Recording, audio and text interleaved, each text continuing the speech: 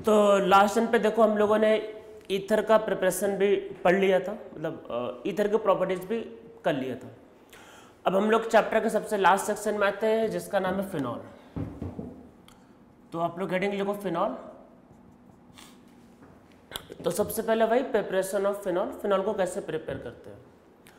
तो फिनॉल को प्रिपेयर करते हैं, इसको प्रिपेयर करने के एक मेथड को छोड़ के बाकी सारे मेथड एकदम भी बकवास है, किसी काम के नहीं है।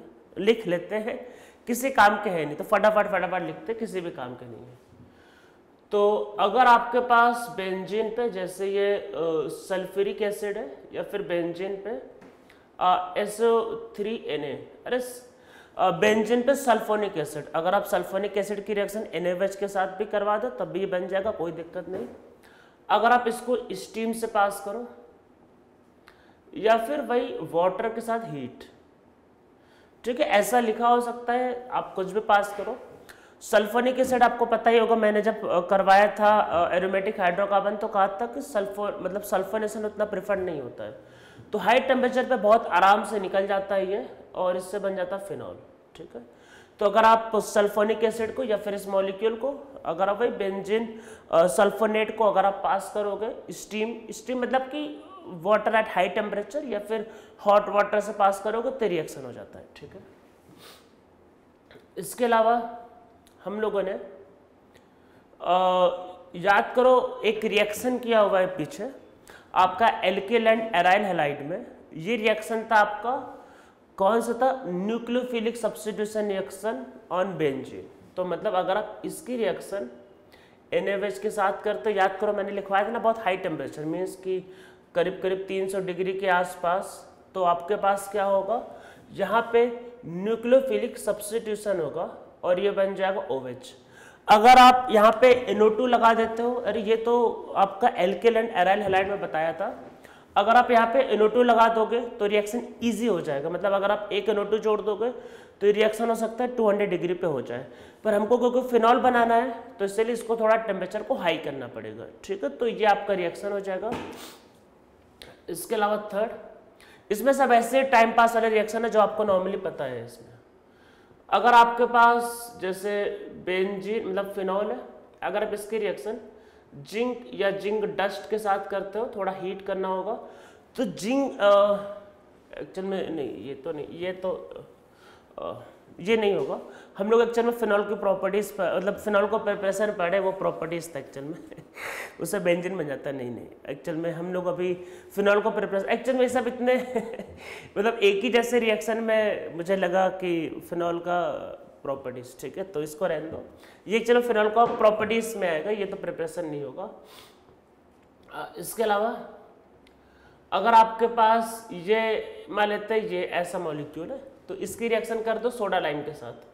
अरे सोडा लाइम तो पता है ना क्या होता है, जो एल्केन में लिखवाया था, तो ये CO2 गैस को बाहर निकाल देता है, तो इससे भी क्या बन जाएगा, फिनॉल, ठीक है। सोडा लाइम के साथ पास कर दो, तो अगर आप सोडा लाइम के साथ पास करोगे तो सोडा लाइम क्या होगा, CO2 गैस को बाहर निकाल देगा, मीन्स यहाँ पर वहाँ पे हो जाएगा डीकार्बोक्सिलेशन और ये मॉलिक्यूल बन जाएगा, ठीक है। इसके अलावा मैंने एक मॉलिक्यूल बनवाया था लास्ट मतलब एक चैप्टर में आपका डायजोनियम करके, बाकी डायजोनियम के बारे में डिटेल में हम लोग आगे करेंगे जब नाइट्रोजन चैप्टर आएगा। तो देखो है क्या, अगर बेंजीन में सीरीज लिख देता हूँ, अगर आप बेंजीन पे जैसे अगर आप NH2 जोड़ते हो, अरे एनिलीन मान लो आ गया, कैसे बनेगा ये भी मैंने पहले बता रखा है, मान लो ये बन चुका है। इसकी रिएक्शन अगर आप HNO2 के साथ करते हो या फिर इसकी रिएक्शन NaNO2 प्लस HCl के साथ करते हो एट 0 to 5 डिग्री, तो इससे डायजोनियम बनता है, लो टेम्परेचर पे डायजोनियम। तो ये डायजोनियम है, इसके साथ लोगों तो डायजोनियम सॉल्ट भी बोल सकते हो, तो ये डायजोनियम कटायन। डायजोनियम मैंने कहा था एक बहुत मतलब अच्छा मॉलिक्यूल, आप इससे कुछ भी बना सकते हो। तो मतलब अगर आप डायजोनियम की रिएक्शन वाटर के साथ कर दो बस रूम टेम्परेचर पे, कुछ करना नहीं है। डायजोनियम से याद रखना है, डायजोनियम से हमेशा याद क्या रखना है कि डायजोनियम से ये बनता है, ठीक है। और वाटर को तो पता है मैंने क्या बोला, H+ और OH-, तो ये फटाफट फिनॉल बना देता है। मतलब डायज़ोनियम एक बहुत वर्साटाइल रिएजेंट है, आप इससे जो चाहो वो बना सकते हो। ठीक है, तो इससे फिनॉल बहुत इजीली फॉर्म हो जाता है। ठीक है, ये भी एक प्रिपरेशन का मेथड हो सकता है।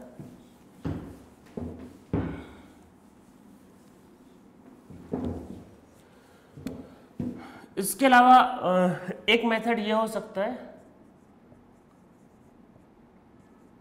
मैंने ग्रिग्नार्ड रिएजेंट के कुछ रिएक्शन अल्कोहल में पढ़ाए थे, तो वैसे अगर आप इसकी रिएक्शन अगर आप एयर के साथ करते हो तो आपको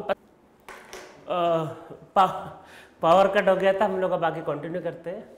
तो अगर आप PHMgBr की रिएक्शन ऑक्सीजन के साथ करोगे तब क्या होगा, तो फिर ठीक है, मतलब मैं माइक चेक कर रहा था होने की नहीं। ठीक है, तो आप अगर इसका रिएक्शन करोगे तो क्या होगा, 2 टाइम PHOMgBr, अरे वो जो अल्कोहल में किया था भाई, और इसकी रिएक्शन वाटर के साथ कर दो तो 2 टाइम PHOH, ठीक है, फिनॉल बन जाएगा।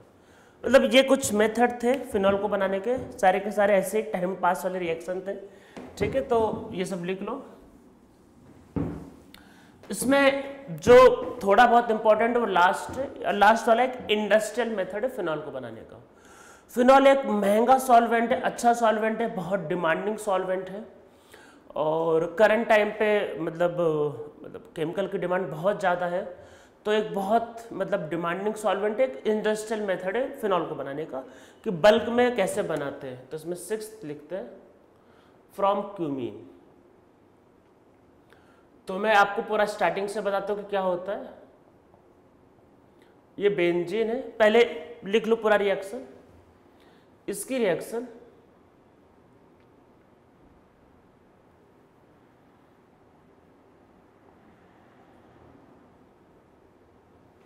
अगर आप प्रोपीन के साथ करते हो, ठीक है, प्रोपीन एक मॉलिक्यूल के साथ करते हो,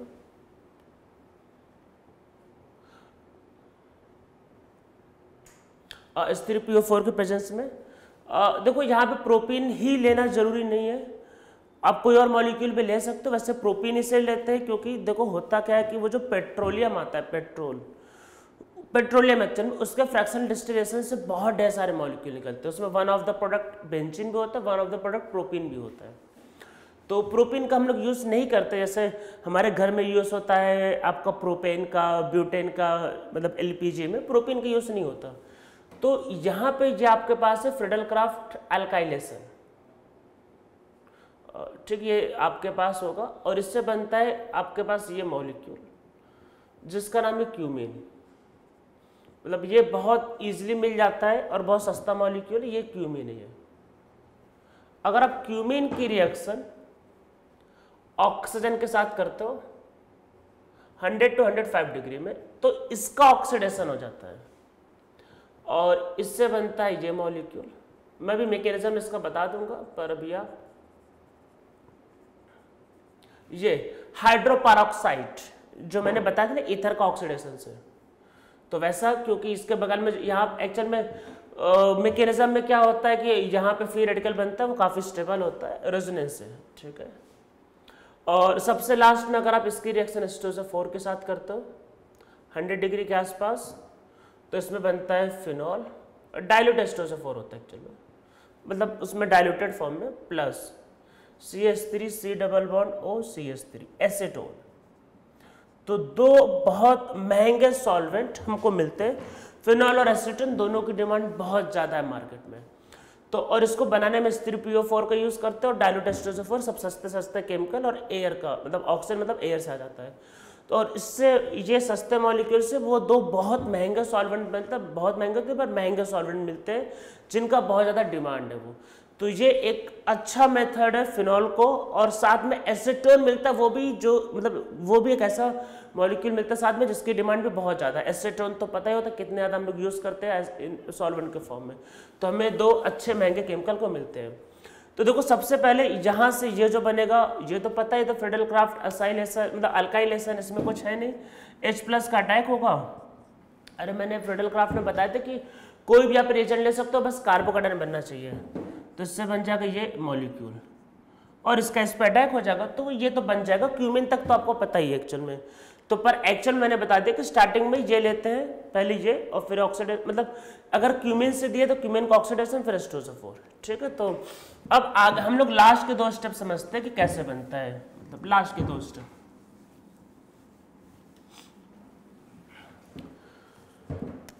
तो देखो है क्या इसमें,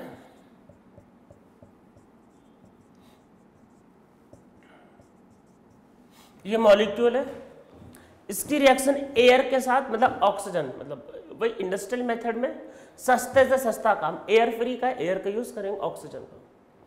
टेम्परेचर 100 से 150 डिग्री कुछ भी हो सकता है, कई बार 120 130 दिया रहता है, तो मतलब इसके बीच में कोई भी टेम्परेचर आप ले सकते हो। तो देखो टेम्परेचर हाई होने पे क्या होगा, ऑक्सीजन का जो पाई बॉन्ड वो टूट जाता है एक्चुअल में, और ये रेडिकल के फॉर्म में होगा ये। तो ये एक इस वाले हाइड्रोजन को ले लेता है, मतलब ये हाइड्रोजन को ले लेगा। जब हाइड्रोजन को ले लेगा तो मैं बताता हूँ प्रोसीजर क्या है। देखो आप इसे में समझते हो, हाइड्रोजन को ले लिया इसने, तो ये जो रेडिकल बनेगा वो अब रेजोनेंस से, बेंजीन के रेजोनेंस से स्टेबलाइज्ड हो जाएगा, और हाइड्रोजन को ले लिया तो देखो यहाँ पे हाइड्रोजन जुड़ गया इधर साइड, ठीक है।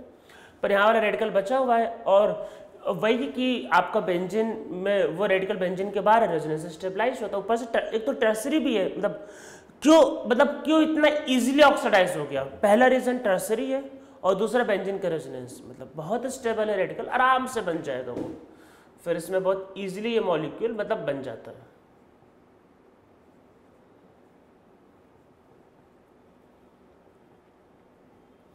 अब H2SO4 का देखो क्या है इसमें काम, तो H2SO4 का H+ आएगा, ये यहां पे अटैक करेगा,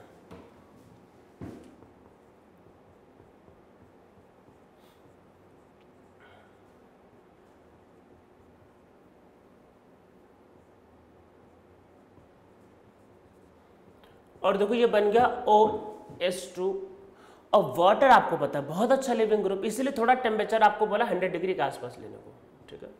वाटर तुरंत निकल जाएगा, वाटर के निकलते ही ऑक्सीजन पे प्लस चार्ज आएगा, और आप समझ रहे हो ऑक्सीजन पे प्लस चार्ज मतलब कितना ही ज्यादा अनस्टेबल मॉलिक्यूल। तो ऑक्सीजन पे प्लस चार्ज, अब यहाँ पे जैसे बना, मतलब कटायन बना, कटायन, तो कटायन को बनते ही रीअरेंजमेंट हो सकता है। तो देखो कटायन आपको पता है, मैंने बताया था रीअरेंजमेंट में क्या होता है कि बेंजीन की टेंडेंसी ट्रांसफर होने की, मतलब कटायन मतलब रीअरेंजमेंट में होता क्या कि पॉजिटिव चार्ज की तरफ इस पे पाई बॉन्ड ज्यादा टेंडेंसी होगी उसके ट्रांसफर होने की, तो ये तुरंत मतलब पॉजिटिव चार्ज को देखते ही क्या होगा, तुरंत इधर चला जाएगा, मतलब यहाँ पे क्या होगा, फिनाइल शिफ्ट। तो इससे क्या बनेगा, इससे बनेगा CH3 प्लस चार्ज और OPH। बस अब डाइल्यूट है, ये समझ में आपको आ ही रहा होगा, वाटर है, अटैक कर लेना, तोड़ लेना, बस के आगे तो क्या है, अटैक, मतलब देखो ऐसा है कि वाटर का अटैक करना फिर तोड़ना, मतलब चलता रहेगा, धीरे धीरे अल्टीमेटली समझ में आएगा आपको ये मॉलिक्यूल बन गया है, इसको अगर तोड़ोगे तो ऑक्सीजन पे माइनस यहाँ प्लस, तो 2 बार वाटर दे देना, अल्टीमेटली आपको अब समझ में आ ही रहा है कि इसके बाद तो वही बनेगा प्लस फिनॉल, ठीक है। तो ये इसका मैकेनिज्म है, मैंने वो सब करके, अब भाई इस पर अटैक करवाते रहना, H को निकालते रहना, धीरे धीरे हो जाएगा, ठीक है। तो ये फिनॉल को बनाने का इंडस्ट्रियल मेथड है फ्रॉम क्यूमीन।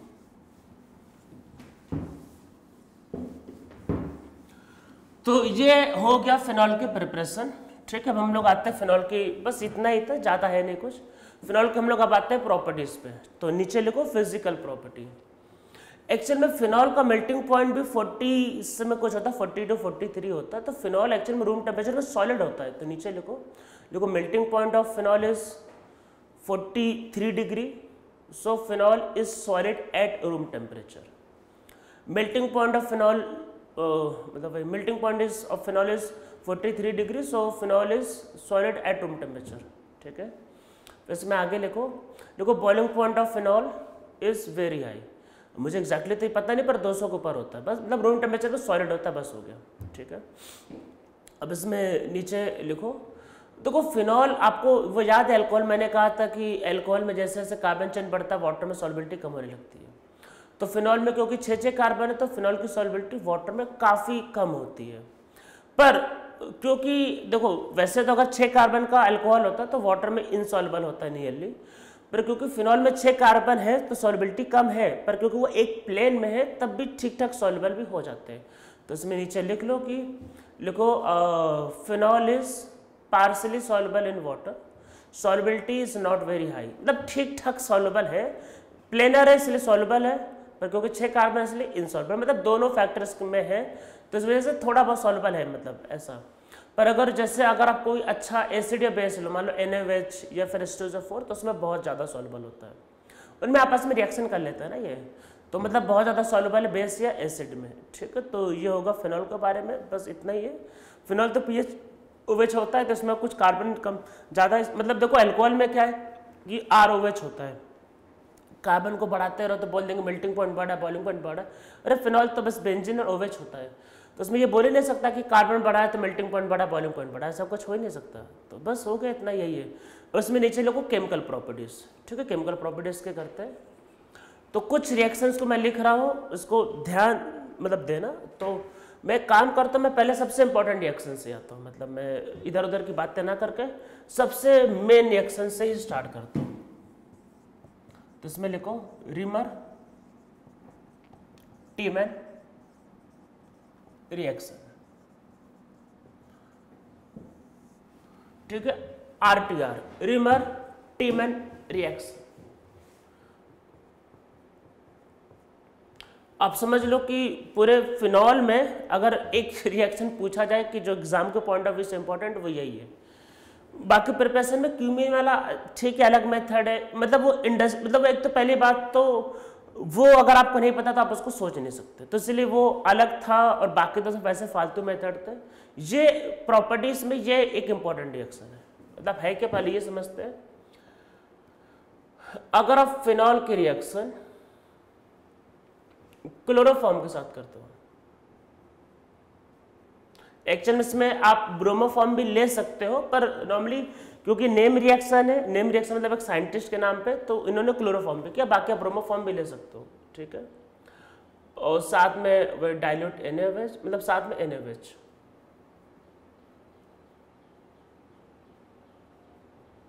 और इसका फिर हमने किया हाइड्रेशन। तो ऐसे केस में क्या बनता है,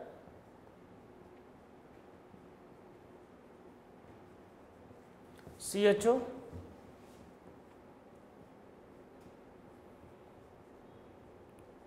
और CHO, ऑर्थो एंड पैरा, ठीक है।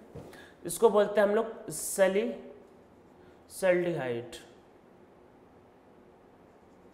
ये ऑर्थो ये पैरा, ठीक है, सैलिसल्डिहाइड। इसमें ये मेजर है, देखो नॉर्मली आपको पता ही होगा पैरा वाला ज़्यादा होता है, पर यहाँ पे हाइड्रोजन बॉन्डिंग होगी, ठीक है। तो इसमें ऑर्थो वाला मेजर, ये इसका आपका रिएक्शन होगा, ठीक है। इसके मैकेनिज्म को समझते हैं कि क्या होता है।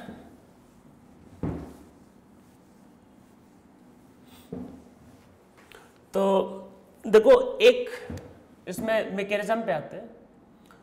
तो जब भी आपके पास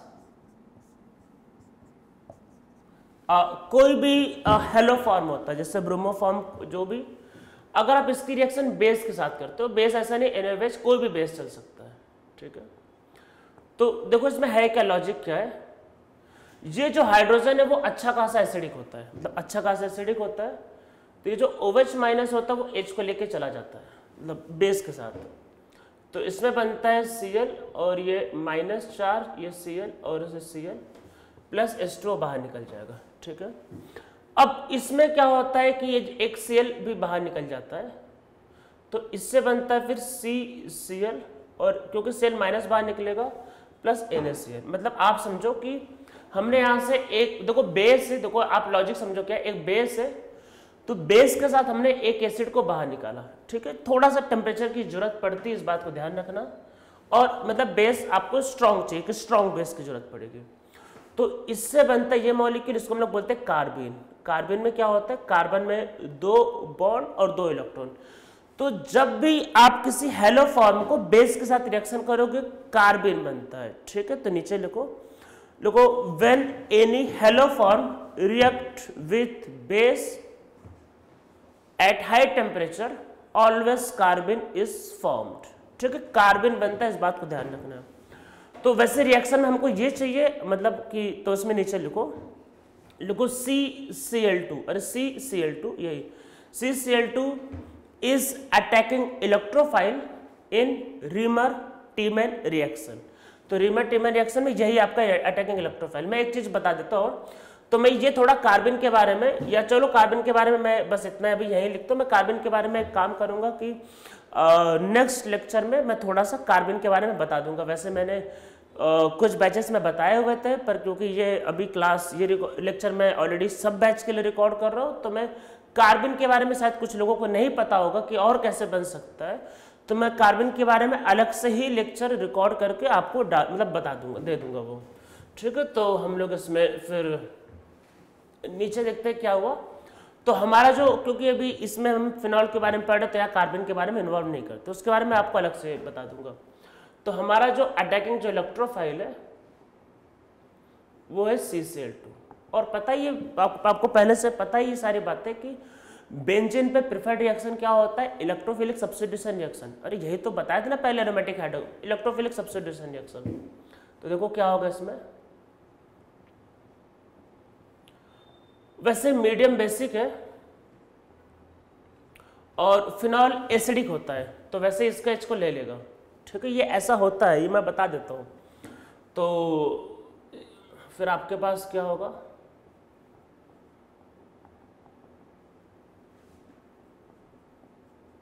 तो ये इधर माइनस चार्ज, ये इस पे इसका अटैक, तो क्या बना,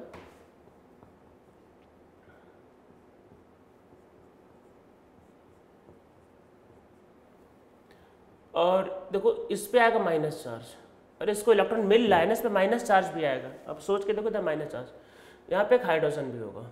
ठीक है, अब क्या होगा इसको समझो, ये H को यहाँ ट्रांसफर करेगा, मतलब ट्रांसफर होगा। ये ध्यान रखना H को यही वाला मिलता है, तो ये इलेक्ट्रॉन फिर इधर जाएगा, अरे सब्स्टिट्यूशन में यही था ना बेंजीन वाले में, और इधर वापस आ जाएगा ये।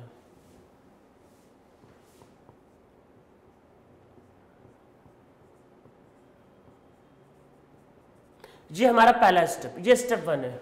ठीक है, जहां पे हम लोगों ने क्लोरोफॉर्म की रिएक्शन के साथ बेस लिया, तो फाइनली क्लोरोफॉर्म और बेस लिया तो बना CCl2, और ये फाइनली ये। ठीक है, इसमें याद रखना है कि सेकेंड वाला स्टेप जो है वो आपका है, आपका वही हाइड्रोलिसिस।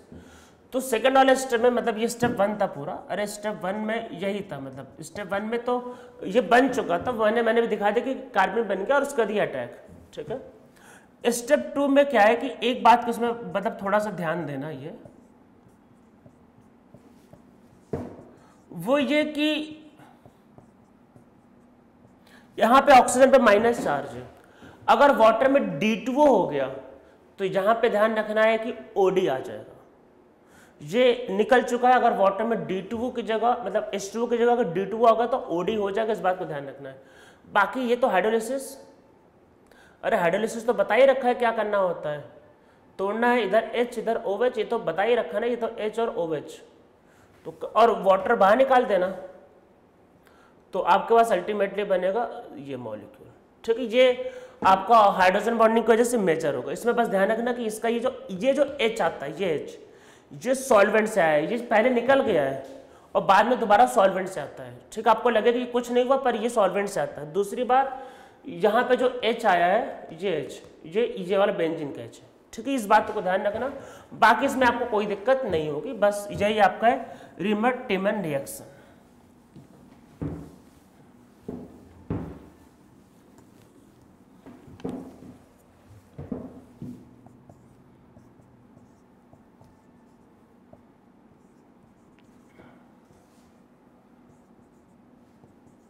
ये 2 स्टेप में होता है, मतलब ऐसा 1 और 2 लिखने का मतलब कि रिएक्शन 2 स्टेप में हो रहा है। पहले ये हो जाता है, फिर दूसरा वाटर।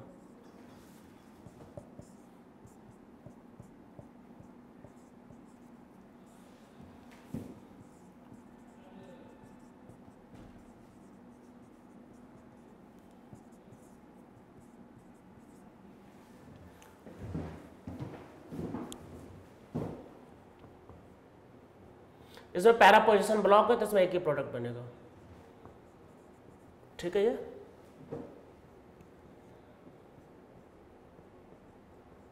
ये OH की जगह OD हो जाएगा और CHO। ये CHO ही रहेगा। ये साथ में इसका पैरा वाला बना लेना, ये ऑर्थो इसका पैरा भी बना लेना, ठीक है। तो ये इसका आंसर है, ठीक है। ये ऑर्थो वाला मैंने कर दिया, साथ में आप इसका पैरा वाला भी कर लेना, ठीक है। ये तो ये तो पहला था रीमर टीमन रिएक्शन, ठीक है। तो उसमें अब सेकेंड हेडिंग लिखो reamer टीमन carboxylation, reamer टीमन carboxylation. Second heading reamer टीमन carboxylation.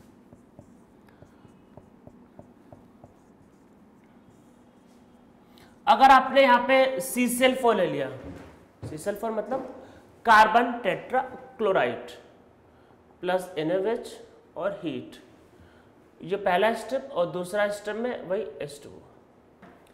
तो जब क्लोरोफॉर्म लेते हैं तो एल्डिहाइड बनता है, और जब CCl4 लेते हैं तो एसिड बनता है। तो ये ऑर्थो सैलिसिलिक एसिड, यही इसमें मेजर है ड्यू टू हाइड्रोजन बॉन्डिंग, और साथ में इसका पैरा, ठीक है। तो याद रखना CCl4 के केस में ये बनता है और क्लोरोफॉर्म के केस में एल्डिहाइड बनता है, ठीक है। ये हो गया।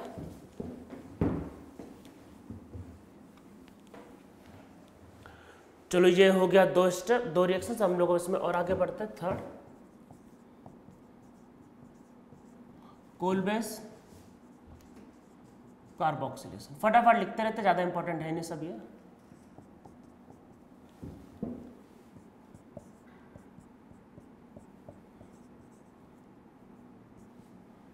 इसकी रिएक्शन CO2 के साथ करो, साथ में डाइल्यूट NaOH, CO2 ये। तो देखो क्या होगा, ये NaOH मैं सिम कर रहा हूं, NaOH जो होगा, तो मैं यहां पे करके दिखा देता हूं। एक्चुअल में NaOH जो होगा वो इसको ले लेगा, तो O पे माइनस चार्ज, तो ये इधर, ये इधर, इधर, इधर, ठीक है। और फिर बाद में अरे डाइल्यूट है तो वाटर से ट्रांसफर करवा देना फाइनली। अरे वाटर अब करवा ही लेना ट्रांसफर, ठीक है। मैं बता देता हूँ, चलो अच्छा।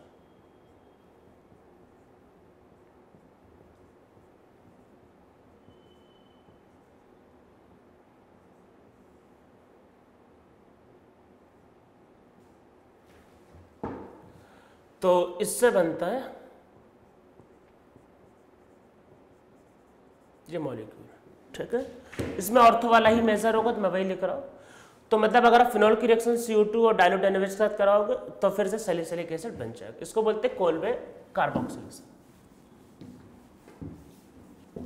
ये कोलबे रिएक्शन, ठीक है। हाइड्रोकार्बन में कोलबे इलेक्ट्रोलिसिस, तो ये कोलबे कार्बोक्सिलेशन, ठीक है, फिर कोलबेस रिएक्शन। तो ये थर्ड हो गया। इसके अलावा हम लोग फटाफट कुछ रिएक्शंस कर लेते हैं। जैसे मान लो कि अगर आप फिनॉल की रिएक्शन, अगर आप ब्रोमीन के साथ कराते हो, सॉल्वेंट अगर वाटर है मतलब PPA सॉल्वेंट, तो फिर इसमें आपका ये प्रोडक्ट आएगा, इसका नाम है 2,4,6 ट्राइब्रोमोफिनॉल, ये बनेगा। और अगर आप फिनॉल की रिएक्शन ब्रोमीन के साथ करते हो इन CH2 सॉल्वेंट या फिर CCl4 सॉल्वेंट, मतलब यहां पे हमने लिया है नॉन पोलर सॉल्वेंट, तो वैसे केस में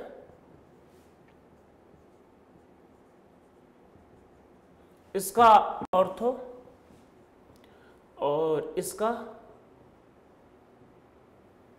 पैरा बनाना है। दोनों का अमाउंट ठीक ठाक है, मतलब दोनों नियरली 50-50%, ठीक है। तो ये हमारा रिएक्शन होगा, समझ में आपको आ ही रहा होगा। PPA सॉल्वेंट के केस में ये और इसके केस में ये, ठीक है। इसको लिख लो।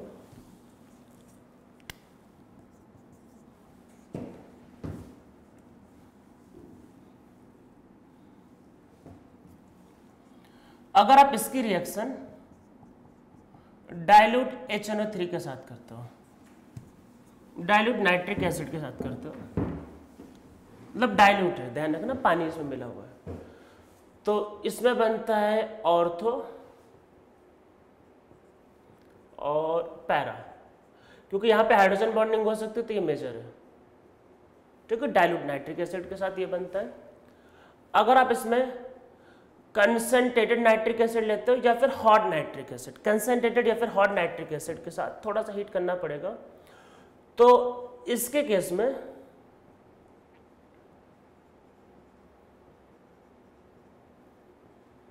क्योंकि रिएक्शन कई बार करवाना तो हीट करने की जरूरत पड़ेगी, तो पिक्रिक एसिड बनता है।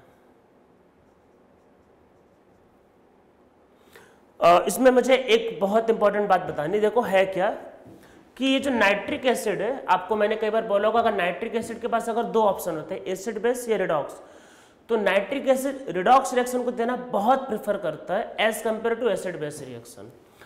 तो वो पिक्रिक एसिड तो बनाता ही बनाता है एक्चुअल में, और साथ में ये इसका ऑक्सीडेशन करता है और ये मॉलिक्यूल भी बनाता है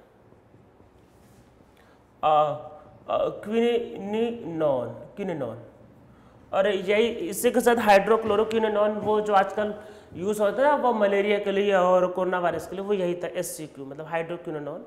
इसको बेंजोक्विनोन भी बोलते हैं कई बार, या क्विनोन, ठीक है, सिंपल। एक्चुअल में मैं आपको कुछ बातें बताने जा रहा हूँ। देखो है क्या कि नॉर्मली यही प्रोडक्ट लिखा रहता है, तो अगर आपको बोला तो आप यही बनाओगे, ठीक है। एक्चुअल में दोनों बनते हैं, और फैक्ट तो ये है कि ये थोड़ा सा ज़्यादा होता है, ये कम होता है, ये मेजर है माइनर, पर मोस्ट ऑफ द टाइम आपको ऑप्शन में ये दिया ही नहीं रहेगा, तो आपको आंसर यही लिखना पिक्रिक एसिड, अदरवाइज दोनों बनाना है, ठीक है। तो ये इसका मतलब ये भी बनता है साथ में वो भी बनता है, पर नॉर्मली लोग यही बताते हैं, तो ये तो बनता है पर साथ में वो भी बनता है, इस बात को ध्यान रखना है। वैसे ज़्यादा वही बनता है, पर लोग उसको बोलते ही नहीं, नॉर्मली यही बोलते हैं, ठीक है। तो अगर आपके पास कंसंट्रेटेड होगा तो ये बनता है आपका picric acid. Picric acid is a very मतलब अनस्टेबल मॉलिक्यूल।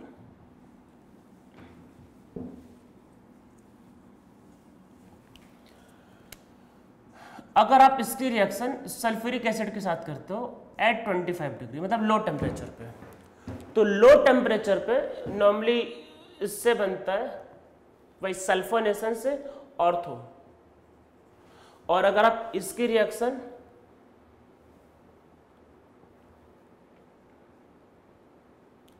सल्फ्यूरिक एसिड के साथ करते हो थोड़ा हाई टेम्परेचर पे, तो इससे बनता है पैरा, ठीक है। तो ये इसका आंसर आता है, ठीक है। ये रिएक्शन नंबर 6 है, 5 नहीं 6 था ये, ठीक है।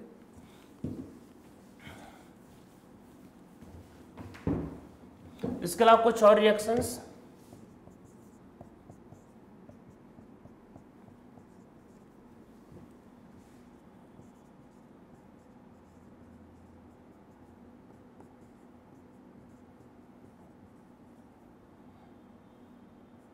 इससे बेंजीन बनता है, ठीक है। इसमें देखो वो सब तो आपको पता ही है, फिडेलक्राफ्ट, अल्काइलेशन, एसाइलेशन में, मतलब ये नहीं करवा रहा कि इसकी रिएक्शन अगर क्लोरीन के साथ करवाए सनलाइट, मतलब क्लोरीन के साथ करवाए एल-सिल-थ्रीम तब क्या, वो तो पता है, क्लोरीनेशन, हेलोजनेशन सब बताइए। इसमें हम लोग इसमें कुछ और चीजें देखते हैं। फ्राइस रीअरेंजमेंट,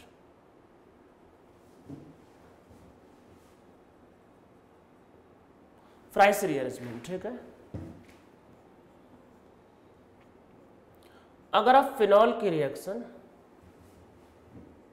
CH3COCl के साथ करते हो, अरे ये प्रोटेक्टिंग ग्रुप भी मैंने बताया है आपको पहले, तो ये मतलब आप समझ लो, या फिर मैंने बताया था ना वो आपका न्यूक्लियोफिलिक सब्स्टिट्यूशन एसिड और उसके डेरिवेटिव के केस में, इसको ऐसे अटैक करके बाहर कर देना।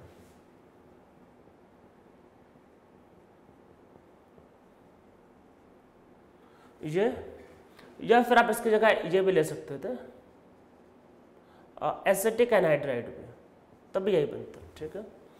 मतलब ये बन गया मॉलिक्यूल, ठीक है। फ्राइस रीअरेंजमेंट इसके बाद है, मतलब एक्चुअल में फिनॉल, तो अगर आप इसकी रिएक्शन एल-सिल-3 के साथ करते हो थोड़ा हाई टेम्परेचर पे, तो एल-सिल-3 इस पर अटैक करके उसको तोड़ देता है, और फिर ऐसे केस में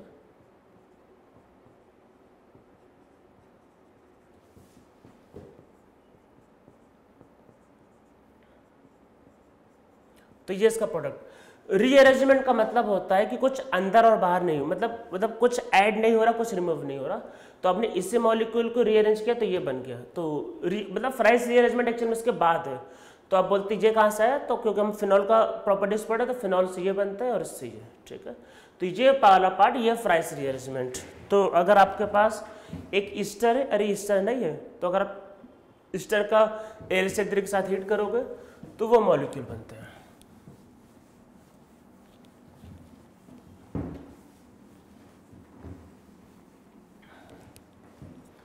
एक और लिख लेते हैं इसमें, गैटरमैन रिएक्शन।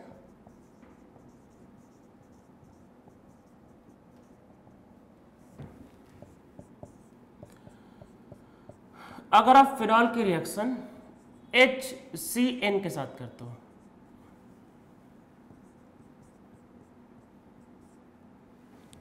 ठीक है, HCN के साथ करते हैं तो होता है एक्चुअल में क्या है भाई, थोड़ा सा बेसिक मीडियम लेना है। तो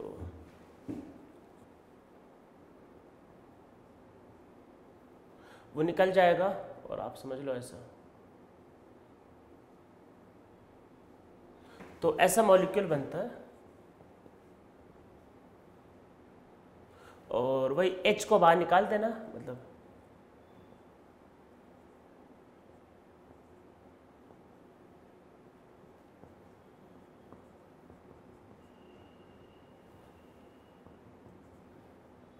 एक्चुअली ये मॉलिक्यूल है।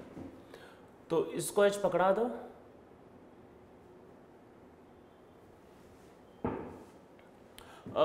इसमें हम लोग कई बार साथ में या फिर AlCl3 भी ले सकते हैं। आप मतलब HCN और वो पहचान जाना, उसी से हो जाएगा वो। एक्चुअल में AlCl3 जो होता है ये इस पे इलेक्ट्रॉन एब्जॉर्ब करता है जिससे इजीली रिएक्शन हो सके।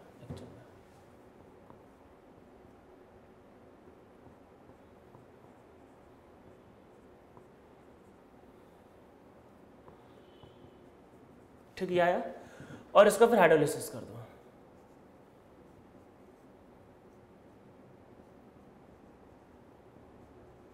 और हाइड्रोलिसिस करके देखो तो यही बनेगा, ठीक है। ये रिएक्शन मतलब कि रिएक्शन ये है एक्चुअल में, अगर आप फिनॉल की रिएक्शन HCN के साथ करते हो, पहले तो AlCl3 HCN के साथ करते हो, पहले AlCl3 लिया है और बाद में हाइड्रोलिसिस, तो अल्टीमेटली ये प्रोडक्ट बनता ही है, ठीक है। तो ये आपका रिएक्शन होगा। आज हम लोग इतना ही करते हैं। हम लोगों का फिनॉल का एक्चुअल में सारा मतलब केमिकल और फिजिकल प्रॉपर्टी होगा। फिनॉल वैसे इसका टेस्ट हम लोग नेक्स्ट टर्न पे लिख लेंगे, और कार्बन के कुछ रिएक्शंस। वैसे चैप्टर नियरली कंप्लीट हो चुका है। उसके मैं एक टेस्ट बता देता हूँ। आप लोग क्या है कि अल्कोहल फिनॉल ईथर के सारे क्वेश्चन सब सॉल्व करना, जो भी बुकलेट में गिवन है सब सॉल्व करना। एक चीज़ मैं बता देता हूँ, FeCl3 एनाइडस FeCl3 का रिएक्शन अगर आप फिनॉल के साथ करते हो तो वो वॉयलेट या फिर पर्पल कलर का कॉम्प्लेक्स फॉर्म करता है, ठीक है। तो फिनॉल याद रखना है कि FeCl3 के साथ एक कॉम्प्लेक्स फॉर्म करता है। अरे एक्चुअल में फिनॉल एक अच्छा लिगेंड भी है, तो FeCl3 के साथ एक कॉम्प्लेक्स बनाता है वॉयलेट या पर्पल कलर का, ठीक है। बाकी इसके एक दो टेस्ट हम लोग नेक्स्ट लेक्चर पर लिख लेंगे, और कार्बन के रिएक्शंस। वैसे चैप्टर खत्म हो चुका है, तो आप चाहो तो पूरा क्वेश्चन सॉल्व कर सकते हो।